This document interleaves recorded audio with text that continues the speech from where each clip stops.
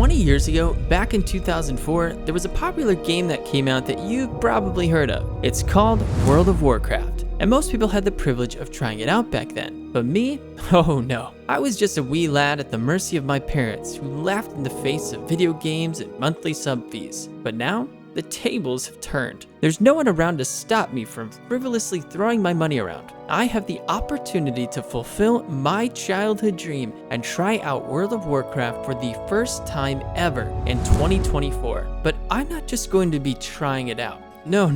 Meet Z-Mac, a wise old wizard who, with the help of his friends, recently busted out of the nursing home to adventure in the world of Azeroth. With this character, I am going to become a master of World of Warcraft, reaching max level and learning everything there is to know about this game. So, were my parents right? Is World of Warcraft just a huge waste of time and money? Or is there more to this game than meets the eye? And do I have what it takes to reach max level and become a master of World of Warcraft? We're about to find out.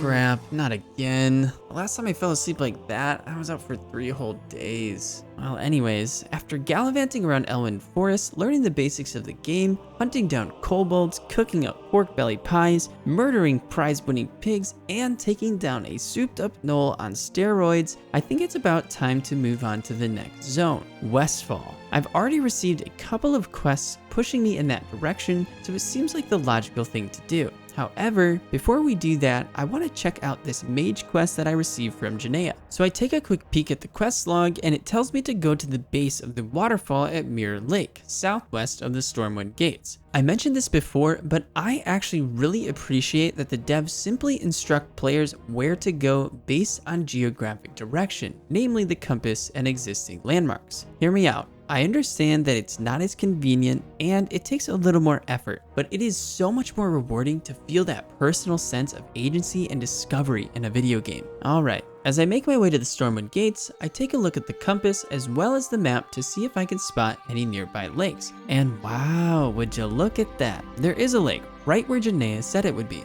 So I find Mirror Lake, take a quick little shower under the waterfall. We mages take our personal hygiene very seriously. Pick up a water sample with the flask that Janaea gave to me, return to Stormwind, run into this random guild gathering or meeting, not sure what's going on there, make the trek back to the mage district, and hand the flask over to Janaea, who tells me that she'll test it out for magical properties. As a reward, I receive an offhand weapon called Delay Orb, but realize that I can't actually use it while holding my big old fighting stick. Bummer. I'm also kind of disappointed that the quest didn't lead to anything else. At least not for now. Oh well, maybe it will come up again later. I then take a quick second to stare longingly at what I'm assuming is the teleport portal, take some advice from a viewer to keybind my secondary action bar to shift 1, 2, 3, etc., which I greatly appreciate, check to see if there's any more abilities to train. There aren't. Make a quick stop at the bank, being sure to run through these queue lines like a decent civilized human being, and I'm off to Westfall. I still have my Hearthstone set to the Lion's Pride Inn, so I decide to fast travel there, not only to save me some time, but also to say goodbye to a couple of my friends. If you never see me again, it's more than likely because, well, I'm probably dead.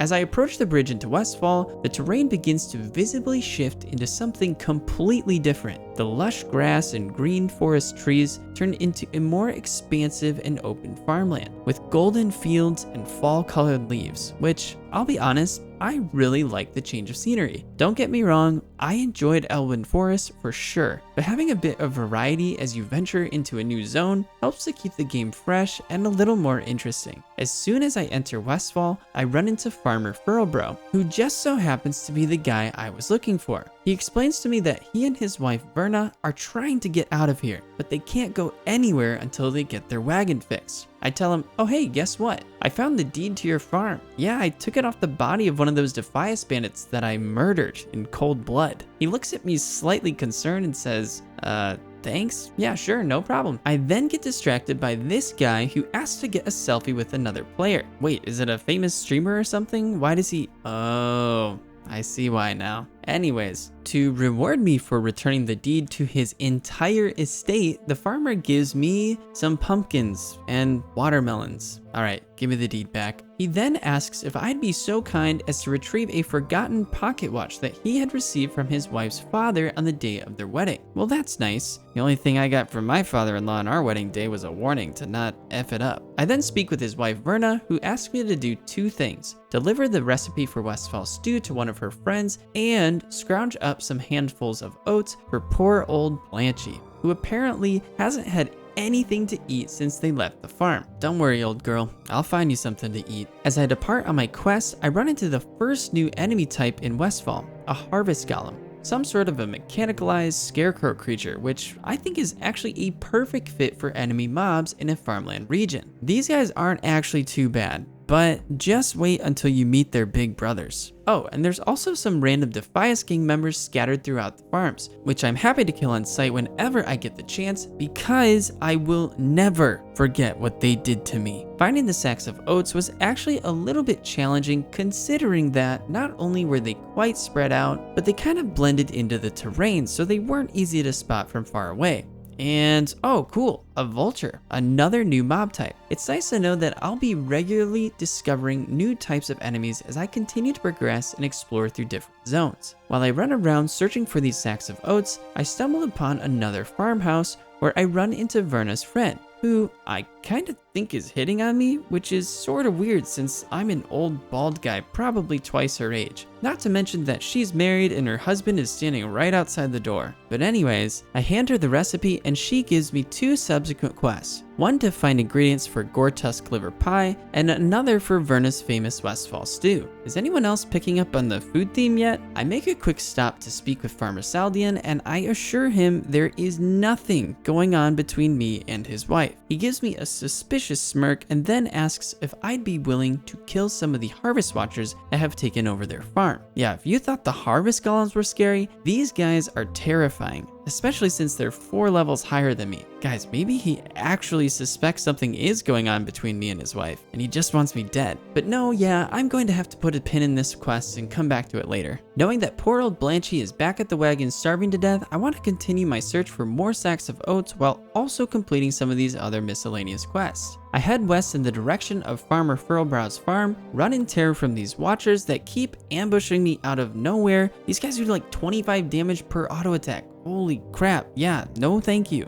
I find the farmhouse, start attacking this Defias trapper standing inside, and oh crap, there was another guy standing around the corner, and not just any other guy, Benny Blanco, a named level 15 Defias gang leader. I already know what's about to happen. This guy's going to turn me into his own personal human pinata, but then, like a scene straight out of the movies, a hero appears. The dwarven legend himself, Hamroll. He doesn't even think twice. He just starts face tanking both the Defias mobs head on, chopping them down left and right. They don't stand a chance, and it seems like victory is at hand. But then the classic WoW gods see what's transpiring. They take a look at Hamroll and agree that no one dwarf should have this much power. So they spawn another Defias member right on top of him. Out of mana and completely helpless, I watch in horror as my dwarven savior is cut down right before my very eyes. With tears streaming down my face, I give out a fearsome battle cry and start swinging my battle stick like a madman. Alas, it's not enough. I'm forced to flee for my life, but then I think to myself, no, what would Hamroll do? So I turn around to face death like a true... Oh, she's running away. I guess I'll just throw a fireball and nice, I got her. I walk right over where Hamroll took his last breath and kneel before the corpse of the dwarven legend. Friend, your sacrifice was not in vain. I then enter the farmhouse, search the wardrobe, find Farmer Furlbrow's pocket watch, finish collecting all 8 handfuls of oats, get distracted watching Hamroll get mowed down again by this harvest watcher, and in the process, I die to a pig. I don't want to talk about it. I return to Farmer Furlbrow, hand him the pocket watch to complete the first quest, turn in the handfuls of oats for old Blanchy, and I reach level 12. Since my bags are completely full, I return to Farmer Saldean to free up some inventory space. I then decide to hunt down some pigs to help Salma with her Gore-Tusk liver pie. And let me tell you, this was actually more difficult than you might think. The Gore-Tusks, at least from my vantage point, were spaced out and scattered at a bunch of random spawn points. Not to mention, there were quite a few players also looking to tag the pigs as soon as they appeared. So I found myself running all around the Westfall map to complete this quest. However, it actually turned out to be a blessing in disguise, because in my search for these Gore-Tusks, I discovered this stone tower landmark called Sentinel Hill, which is actually the location where I'm supposed to report to Grian Stoutmantle. So I decided to take a break from my current objective, and no, it's definitely not because I died to a pig, again. As I introduce myself to Grian Stoutmantle, he mentions a group called the People's Militia. Apparently, a bunch of thugs and murderers have overtaken the nearby farms and scared off all of the hardworking, honest people of Westfall. To fight back against these treacherous villains, the People's Militia was formed, and they've taken it upon themselves to keep the land free of corruption and restore peace to its surroundings. And right now, they need my help. Specifically, they're asking me to dismantle some of the Defias gang members that are lurking in the area. Luckily for them, I've kindled a passionate hatred for the Defias gang, and before he can even finish his sentence, I tell him that I'm in. It's at this moment that my wife enters the room and wants to talk to me about something, so I pause the recording and, like an idiot, I forgot to turn it back on as I resumed playing. Unfortunately, it was actually kind of a big moment since I received a quest that taught me about and allowed me to ride a griffin for the first time. So here's some footage of me pretending to ride the griffin for the first time. Whoa, dude, this is so cool. I've never seen any of this before. Okay, but no, seriously, I think the Griffin fast travel system is actually a really cool concept. It's kind of the perfect balance between quality of life for convenience and player immersion. Yes, it will significantly speed up your travel time from one location to another, but it's not instantaneous, which means players still have to plan out their trips accordingly since it does cost them some time. They can't just go back and forth without consequence, and it doesn't take away from the immersion of the game since the Griffins are physically transporting people across the map. And beyond that, you get some pretty cool views of the world during the flight that I don't think you can experience anywhere else. Alright, back to slaughtering some pigs. Now I'm not sure if this is just a better location or maybe there are less players on right now, but after returning from the Griffin Master, I have no problems finding Gore-Tusks and harvesting their livers in this particular area. After collecting all 8 of the Gore-Tusk livers, I find this random guy in Sentinel Hill who's able to sell me a couple more of these small brown pouches, which I'm really excited about, seeing as one of my goals is to max out my inventory space because yeah, getting the inventory full prompt every 5 seconds is not my definition of a good time. I then return to Salma, hand her the Gore-Tusk livers, and in turn, she reaches into her knapsack to give me a few of her meat pies. Not knowing how long they've just been sitting in there, I tell her, that's kind of gross, to which she responds, take it or leave it, bucko. Not wanting to come off as ungrateful, I accept the reward, but yeah, one look at her kitchen table and I don't think anyone in their right mind would put that crap in their digestive system. Maybe old Blanchy will eat it. Since I plan on spending a good amount of time in Westfall, I decide to pay a visit to the local innkeeper and make Sentinel Hill my new home. And while I'm there, I notice this guy standing on top of the bookshelf, swinging away with his hammer. But I'll be honest, it doesn't look like he's really accomplishing much of anything. To my surprise, when I point it out, a few other players gather around to join in on the spectacle. After taking some lighthearted jabs at the woodworker and having a bit of fun, they throw out a couple of inside jokes that go right over my head. Yeah, I have no idea why that's funny, but I can't let them know that.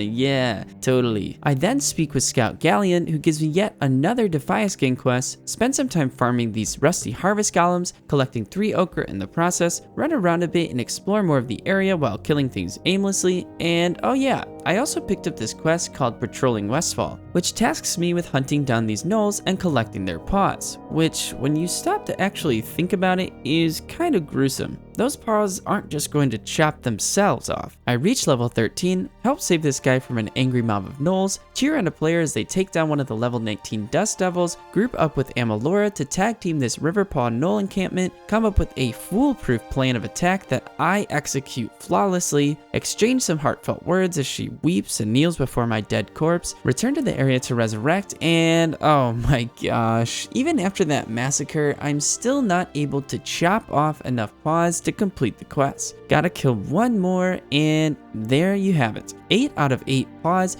successfully ripped off the carcasses of the dead gnolls. Awesome. After returning to the inn, I decided to take a quick little cat nap before returning in the quest and making a trip to Stormwind for some much needed upgrades. Many, and I mean many of you, have told me numerous times that I need a new weapon, but not just any old weapon, a wand. And from what I've been told, the best way to acquire one, at least at this point in the game, is to just buy one off of the auction house, which is World of Warcraft's economical system where players can buy and sell items to each other with in-game currency. After mulling through some of the different options, I go with one called the Lesser Magic Wand. So after making my purchase, I open my inventory to equip my new wand, and it's not there. Turns out, whenever you purchase an item from the auction house, it doesn't go directly into your backpack. Instead, it's sent to your mailbox, wherever that is. Oh, this guy's going to show me where it's at. That's nice of him. Yet again, the WoW community coming in clutch. I think he took some pity on me because after leading me to the mailbox, he randomly trades me my first gold coin. Hey,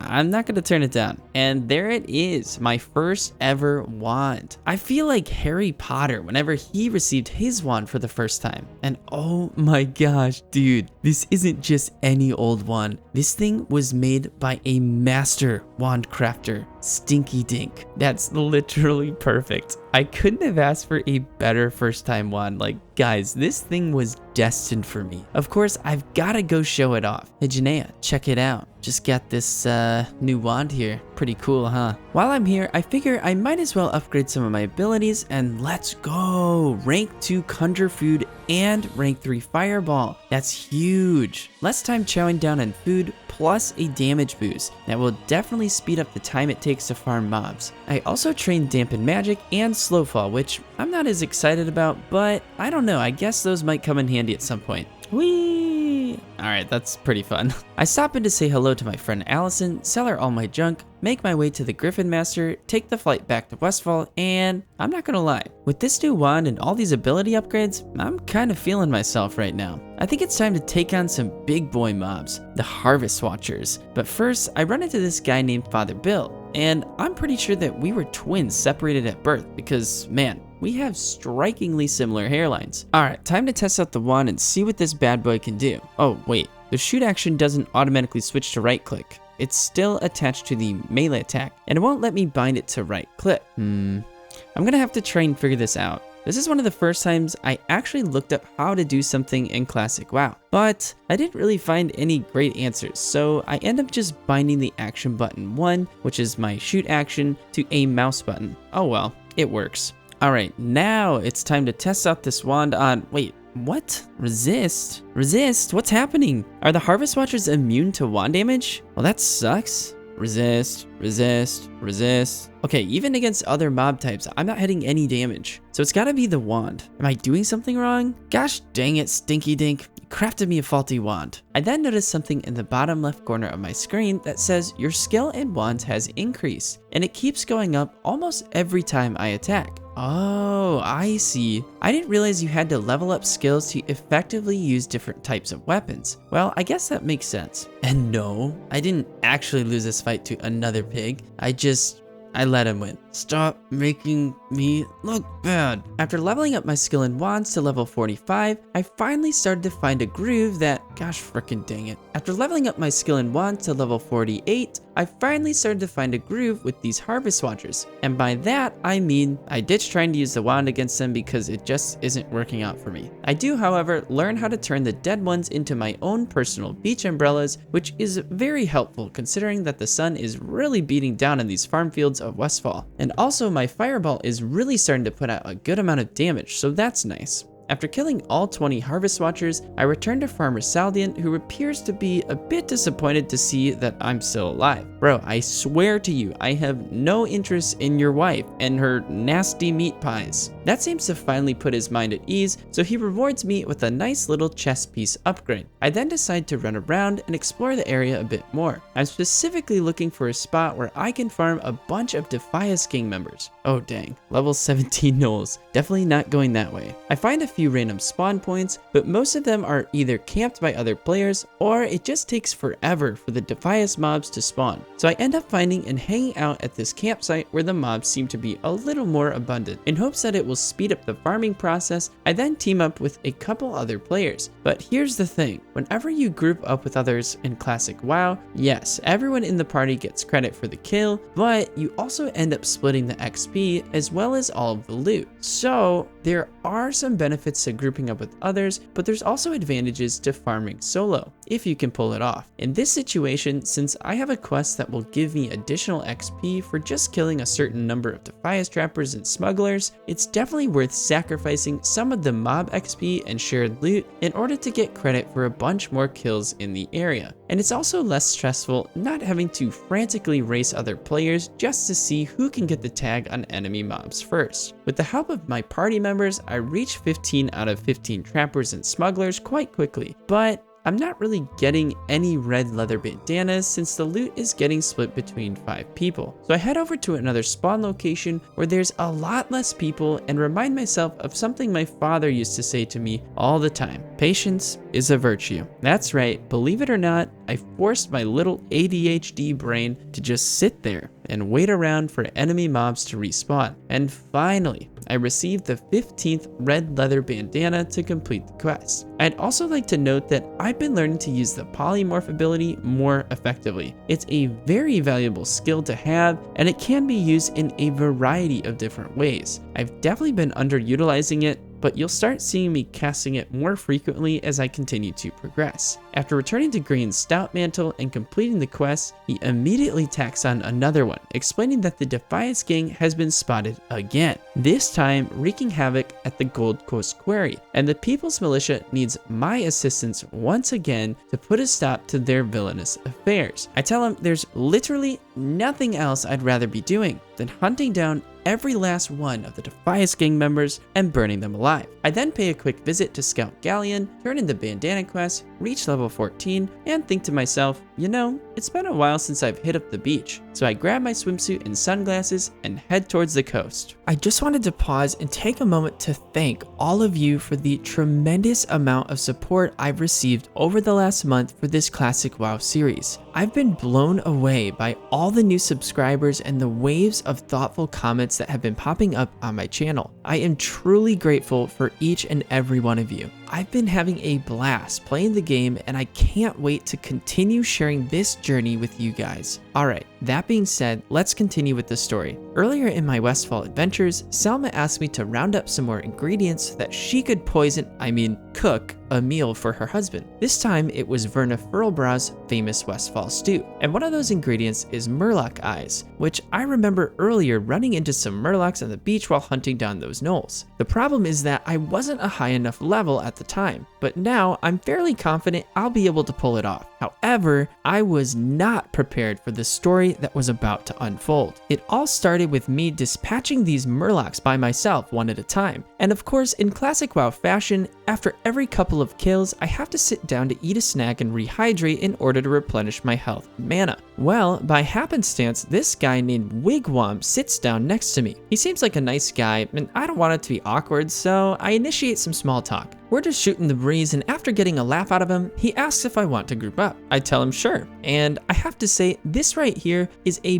big reason why I love playing MMORPGs. You never know when a random comment or question is going to turn into an epic adventure with a new friend. So off we go, side by side, to slaughter some Murlocs and gouge out their eyes together with the power of friendship. It honestly doesn't take very long to acquire the initial quest items, but we both agree to continue farming the Murlocs, just for fun. After all, how often do you spontaneously find someone these days that actually wants to group up in a multiplayer online game? That was made for grouping up and playing with other people. Yeah, ironically, not very often. And what's this? Another player that wants to join up. Gujo. Ooh, level 17. Almost as soon as he enters the party, I receive a quest pop-up called The Coast Isn't Clear. These Murlocs are causing some trouble. Kills 7 Tidehunters, Warriors, Oracles, and Coast Runners. In the moment, I honestly didn't really know it was happening, but I accept the quest pop-up and learn that in Classic WoW, players can actually share any of their active quests with other party members, which is actually really cool. If it wasn't for that feature, I don't think I would have stayed teamed up with this group of players for as long as I did. It's a fantastic way to encourage players to play together. So often you run into other players, but everyone is at a different point in the story or leveling process, which can easily deter people from grouping up. But this system helps solve that problem. And I honestly wish more MMORPG developers added this feature into their game. So after setting off with my new companions and getting totally sidetracked from my initial objective, we follow along the coastline, mowing down the miscellaneous groups of Murlocs, and I'm thankful that Gujo is level 17 because these mobs continue to reach higher levels as we progress. There's no way Wigwam and I would have survived these fights without him. While doing some DPS, my greatest contribution to the team, as I mentioned earlier, seems to be just strategically turning certain enemies into a sheep to take them out of the fight, which I still think is a hilarious but also a very creative mechanic that was put into the game. And I actually get complimented for my transfiguration abilities.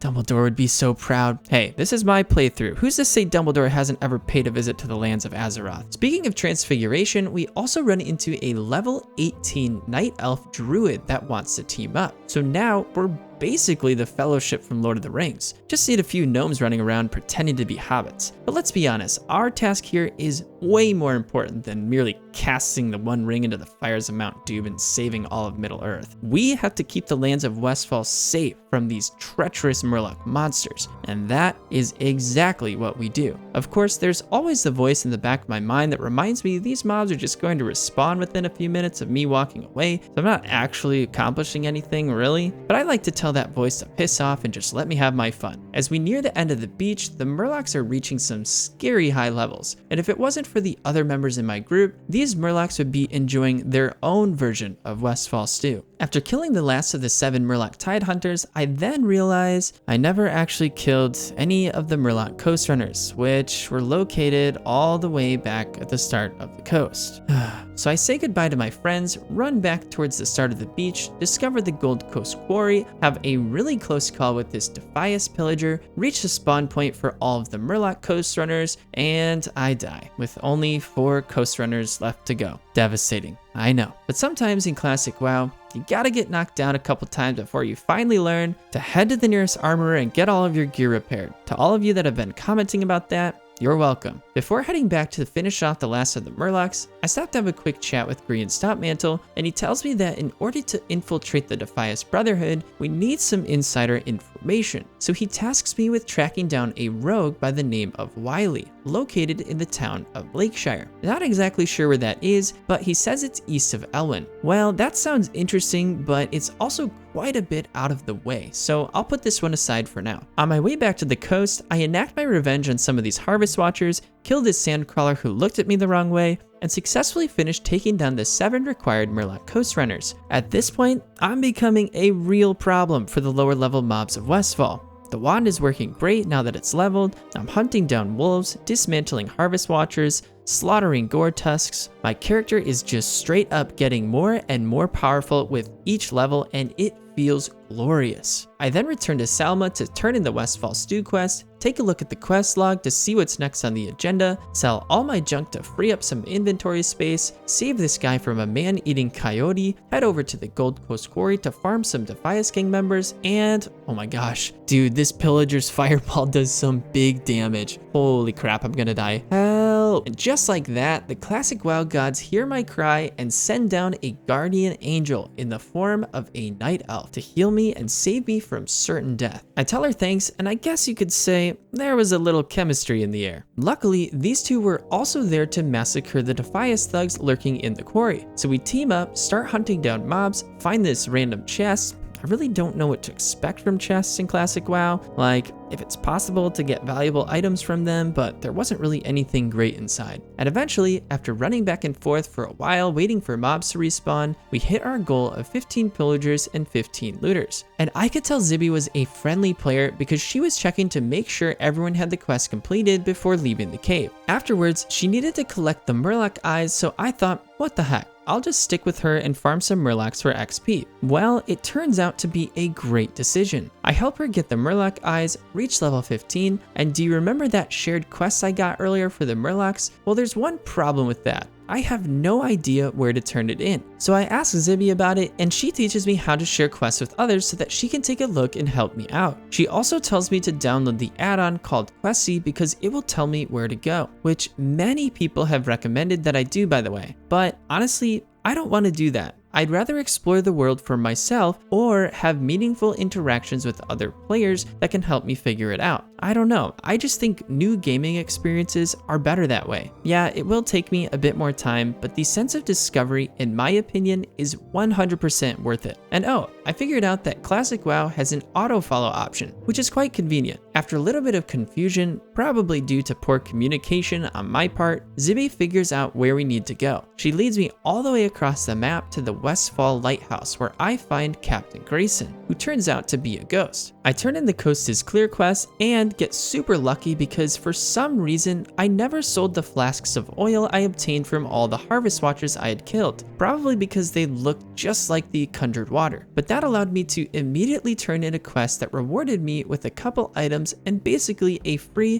1150 XP. Very nice. The captain then tells me the story of how he died. The night that he crashed his ship into the rocks, the lighthouse was black because a creature named Old Murk-Eye had scared off the keeper and his family. If it wasn't for him, he'd still be alive. Oh, and I guess Murk-Eye just ended up eventually killing the lighthouse family as well. Brutal. Sounds like we need to hunt down a beast. But first, some meditation. I have a feeling it's going to take some serious mental preparation for this one, and boy was I right. Old Murk-Eye is level 20, the highest mob level I've faced thus far, and during the fight, he resists the majority of my abilities. Xbii and I basically run around kiting the monster and trading aggro back and forth. Eventually, the strategy pays off, and thanks to the healing abilities of my night elf friend, it really wasn't too bad. Old Murk-Eye was defeated. As I mentioned before, teaming up with Xbii really was a great decision. She helped me out a ton, and for that, I am truly grateful. Xbii, if you're watching this, thank you. But my encounters with heroic night elves is not over yet.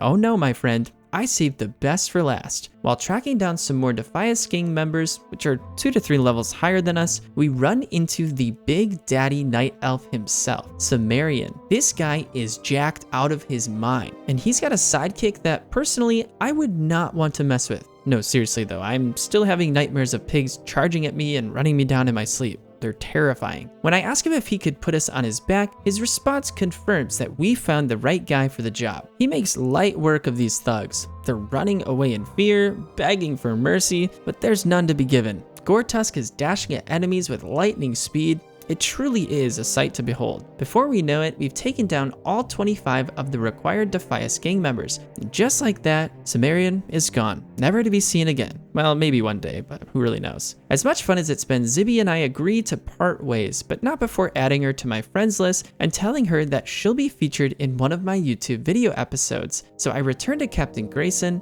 hand him the skill of Old Murk-Eye, receive a weapon upgrade called the Torchlight Wand, receive 1550 XP, Hearthstone back to the inn, turn in the Defias gang member quest to Green, test out the new wand, dabble in a little bit of classic WoW parkour, and man, I am exhausted. I think it's time to hit the sack and get some much needed shut-eye. Merry Christmas, everyone, and a Happy New Year. While I was sleeping, it looks like a couple of holiday cheermeisters snuck into the inn. Well, that's an interesting winter outfit choice. I'm more of a cozy Christmas sweater guy myself, but hey, at least it's festive. Now, first things first, I received a comment from a viewer telling me to make sure I'm sharing my arcane intellect with other players. So in the spirit of Christmas, I take their advice to show people that giving really is better than receiving. Now, what should I do? After checking the quest log, I remember receiving this quest from Green Stoutmantle to visit a rogue named Wiley in the town of Lakeshire in order to acquire some insider information about the Defias Brotherhood. Lakeshire. Where is Lakeshire? Looks like we'll be going on a little field trip. So I take a Griffin back to Stormwind. Can I jump off this? Jog through Elwynn Forest, make a quick stop in Goldshire to say hello to Remy 2 times, and I discover a new zone called the Red Ridge Mountains. Nice, that only took me like 10 seconds. I speak with Guard Parker, who tells me there is a Gnoll force gathering in the area, and he asks if I could report this news to Deputy Felden. I continue down the road, follow this road marker, and there it is, the town of Lakeshire. I really like the aesthetic they're going for. The wooden beams, red roofs, a spired clock tower. It's quite charming. I find Deputy Felden, who is grateful for the news, but also a bit concerned. These gnolls are poised to invade Elwynn Forest, and he's afraid that the Stormwind guards are ill-equipped to deal with this looming threat. He then asks if I'd be willing to join the fight and hunt down some of the Red Ridge gnolls. Absolutely, but not right now. I've got to find this rogue. I stop to speak with the Griffin Master, unlock a new flight path, which will save me a ton of time on the return journey back to Westfall, head into town, discover the Lakeshire Inn, and find Wiley the Black in one of the guest rooms on the 2nd floor. Can we just stop for a second to admire what the devs have done here? They introduce players to a new zone by incorporating into the story a mysterious character that needs to be found there. I really appreciate that intertwining of the storytelling, character progression, and organic discovery within the world. Well done. When I speak to Wiley, he's a bit hesitant to spill the beans. Apparently, this could cost him his life, but since he owes Green Stoutmantle a favor, he discloses to me that the Defias gang is up to something big. He then hands me a letter with more information to deliver to Green. Back to Westfall we go. Ooh, I gotta get me one of these beds. Wait a second. These two look strangely familiar. As I mentioned before, I'm able to just hop on a Griffin and fly back to Westfall, while also getting this epic shot of the sun peeking over some distant mountaintops and lightly grazing the top of the Elwynn Forest. It's quite beautiful. Once I'm back in Westfall, I decide to take a peek at the letter from Wiley, and this is actually really interesting. I'd wager that most players rush through this quest and turn it in without actually reading it. But if they do that, they'll miss some key aspects of the story, such as why the kobolds have infested the mines in Elwynn Forest, why there are so many gnolls popping up in all of the different zones, and have you ever wondered where or how the Harvest Watchers came to be? Well, it turns out the Defias gang is responsible for all of it, and now they're working on something big, a weapon of mass destruction. I better get this letter to Green Stoutmantle, and fast. Disturbed by the news, but also confused by the mention of the Stonemasons, Green asks me to take the note to Matthias Shaw in the old town of Stormwind, because apparently he'll know how to make sense of all this. Back to the Griffin Master. After finding Shaw and handing him the letter, he gives us a little more backstory about the Stonemasons Guild. It was run by a man named Edwin Van Cleave, who was responsible for rebuilding Stormwind after the orcs destroyed it in the First War. And he wasn't too happy with how the king had treated him and the rest of the guild after the reconstruction was complete. He then hands me a report to bring back to Green. And of course, you know I'm going to read that one as well, right after I explore another one of these creepy basements. Why is there a gnome doctor, a pet squirrel, and a memorial statue down here? So random. The basements of Azeroth have to be the biggest mystery that I've encountered yet. Okay, so this report. Basically, Van Cleave and the Stonemasons Guild were promised certain rewards for rebuilding the city, but due to the nobles' reckless spending habits, specifically the expansion of the military, they never made good on that promise. Well, yeah, I'd be pretty pissed too if that happened to me. And that is how the Defias Brotherhood was born. Okay, interesting. That actually makes me sympathize a bit more with the Defias gang. But no, yeah, I'm still going to kill them all. And oh my gosh, this is amazing. You can turn your character into a Christmas gnome. I love it. Oh, there's some different options here. I think the first one is my favorite. Why is no one else doing this? And yes, I will be continuing with the story disguised as a small Christmas gnome. Why? Because I can. And also because I'm not really sure how to change it back. When I return to Green Stoutmantle, I ask him if he notices anything different about me. Seriously, dude? But after reading the letter for himself, he finds it hard to believe that a guy like Van Cleave would be the leader of the Defias Brotherhood, and he wants further proof. Which brings me to my all-time favorite quest, the Defias Messenger.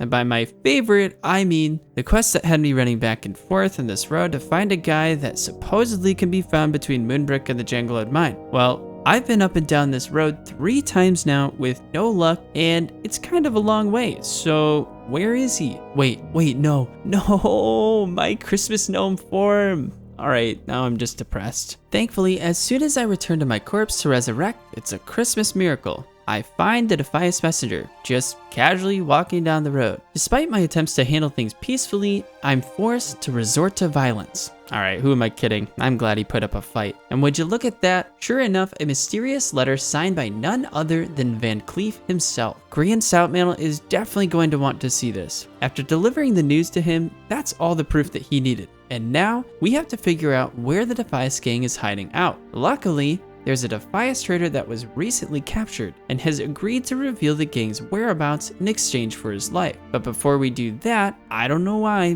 but I kind of feel like just chilling out and grinding some mobs for a bit. How about these Harvest Watchers? Nice, I got like half a level from that. Alright, so this next part is a little bit frustrating. When I return to speak with the Defias traitor, I start reading the dialogue and another player triggers the start of the quest before I'm able to accept it. So then I think to myself, well, I'll try to join up with them and see if they can share the quest with me. But according to Curiel, she isn't able to share it. So I follow along just hoping that maybe I can talk to the traitor at the end of the route and get credit for the quest, and yeah, no, you can't. So I have to run all the way back to Sentinel Hill, talk to the traitor again, and this time I make sure I hit accept before anyone else can trigger it. I'm not a huge fan of this quest setup. I can imagine if there were a bunch of people standing around waiting for him to respawn, they'd all just be racing to click on him and accept the quest as fast as possible. Why not have Grian Stoutmantle initiate the quest and then allow players to pick up or continue the quest by talking to him on the way to the hideout? I don't know, just my thoughts. After reaching the Defias hideout, I don't get very far before discovering the corpse of a level 15 elite mob. Yeah, maybe I should level up or find a group so that I can come back to this area later. But oh yeah, I forgot, I can go turn in these hops to complete the Thunder Brew quest. Not gonna lie, kind of proud of myself for finding a shortcut through these hills instead of walking all the way around. Wait, what?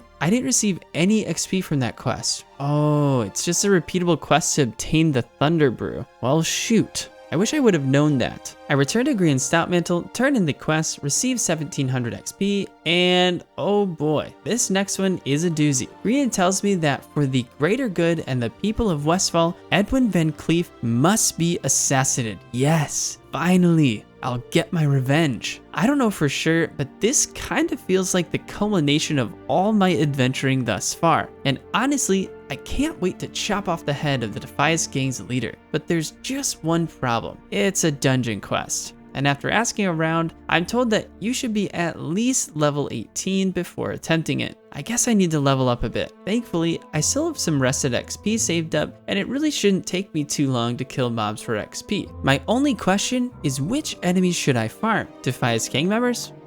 Those fireballs are pretty scary. Gnolls? Actually not too bad, but I don't really know where or how often they're spawning. Level 16 Murlocs? Definitely not. What about level 15 Murlocs?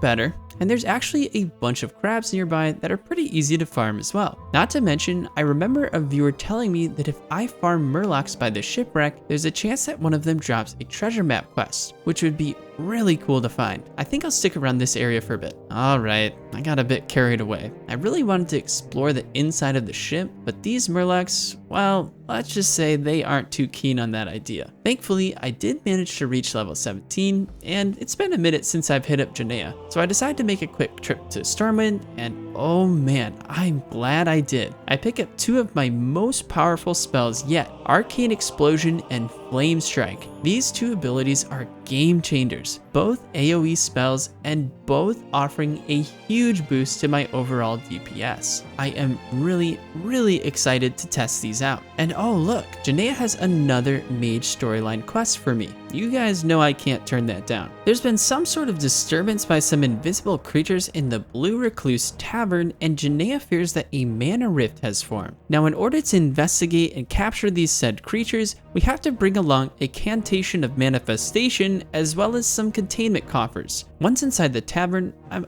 honestly not really sure what to do. I'm looking for anything that might appear to be a mana rift, but I can't find anything. Thankfully, another mage comes along that's on the same quest. So we decide to team up and oh, Oh, that's cool. After using the cantation, those invisible creatures Janaea mentioned, which are called rift spawns, suddenly appear. We fight them off, capture them inside our coffers, run around to the different rooms of the tavern, and eventually capture all of the required rift spawns. I then return to Janaea, who tells me she wants to study these creatures further and figure out how they slipped into our world. Oh, and I guess I've done enough to finally impress her and earn my wizard robes. But in order to do that, she wants me to go collect the material for the robes myself.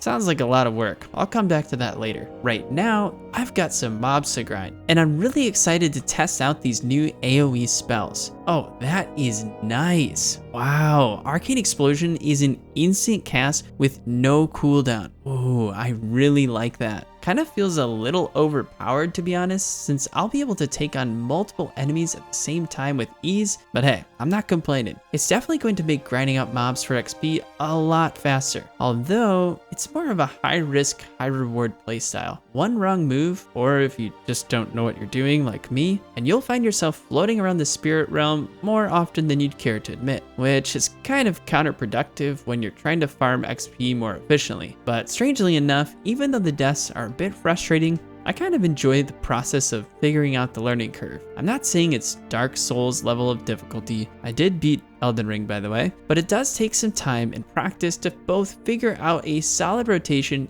and learn the limits of your character. Unfortunately, I learned about my limits a lot. Eventually, I do reach level 18, and of course, I have to take the opportunity to flex on these Harvest Watcher weaklings that used to harass and chase me all around the Westfall farms. And now, the moment you've all been waiting for. It's time for, oh look, someone recognized me in-game for the first time, Mick Targaryen. I'm not gonna lie, this definitely put a smile on my face. If you ever find me running around Azeroth, be sure to say hello. I may not always be able to respond, but I do appreciate the support. Okay, now it's the moment you've all been waiting for. My first ever dungeon experience in Classic WoW, the Dead Mines. I am super excited for this. I tried out the group finder feature, but actually had better luck just putting it out there in general chat. And I gotta say, I'm feeling pretty good about our group. I mean, Curvylicious, come on. And check out our tank's dance moves. Yeah, I'd say we're pretty stacked. So we head down this underground tunnel, and all right, here we go. Oh, wait, it hasn't started yet. I guess you gotta run a ways to reach the entrance, and oh crap, I fell behind the group and almost died because of it. Thankfully, the tanks got my back. Once inside, everyone's making preparations, and the level 20 mage is busy conjuring up some purified water for everyone since my water is kinda garbage at this point. Looks like we have a tank, a healer, 2 mages, and a hunter. Very nice. Now, I'm not going to show you guys the whole run because it takes us close to an hour to complete, but I will say I had a lot of fun. The dungeon was pretty straightforward. We mostly just ran through, grouped up all the mobs, and the tank and pig did their best to maintain aggro, while the DPS and healer did our thing. There didn't seem to be too many mechanics involved, which is probably a good thing since for many players, this would be their first exposure to group content in the game, and maybe to MMORPGs in general. But it's also challenging enough that you definitely need a team of players to make it through. A few things to note: at first, it felt like we were just going to be running through some very familiar looking tunnels the whole time, but I really appreciate that the dungeon actually opens up, leading to more interesting locations and structural designs the further down you go. The final dungeon boss is actually found in this enormous underground cavern, kind of like a secret ship bay that I was not expecting to find at all. So that was really cool. I only have one real critique: the shared loot system. I didn't realize this at first, but about halfway through the dungeon, I noticed that almost every party member was choosing need or greed for each rare item that dropped. Now, I'll be honest, I actually thought greed was the higher priority option, and I don't think that was ever explained in the game, but despite that, I had been passing on most of the items since I couldn't use or didn't need them. And so in the end, I was basically punished for being considerate of others, which I don't think is a good system. Apart from individualizing the loot drop tables for each player, which honestly just makes a lot more sense, I don't have a ton of great thoughts on how they could make it better. That being said, we reach the final boss, which is Edwin Van Cleef himself. Take him down, and yes, my ultimate revenge on the Defias Brotherhood, the leader of the gang dying by my hands. Now just give me 1 second here, I just gotta cut his head off real quick. There we go. And oh yeah, then we get wiped right after. Trying to kill a Murloc named Cookie. Don't ask me how it happened, I couldn't really tell you. I just know that I was running for my life when the healer typed this message into the chat box. Ugh, I died legitimately like 10 steps from the dungeon exit. Ah well, I'm counting it as a win. So there you have it, my first experience with a dungeon in Classic WoW, the Dead Mines. I didn't really come away with anything great, but hey, it was fun, and I got a good amount of XP as well. As I return to Green's Stoutmantle, he salutes my bravery and says that this marks the beginning of the end for the Defias Brotherhood. Wow, I mean, if that's not a satisfying revenge story, then I don't know what is. I also get a pretty nice staff that boosts both my intellect and spirit attributes, which I think is doing something good for me. Now at the start of this video, I told you guys my goal was to be level 20 by the end of this episode, and I'm a man of my word. So how did I do it? Well, I'm gonna tell you, and it's super fun and interesting. I killed a bunch of crabs for a couple of hours. There you have it, level 20. And I think we all know what's about to happen next.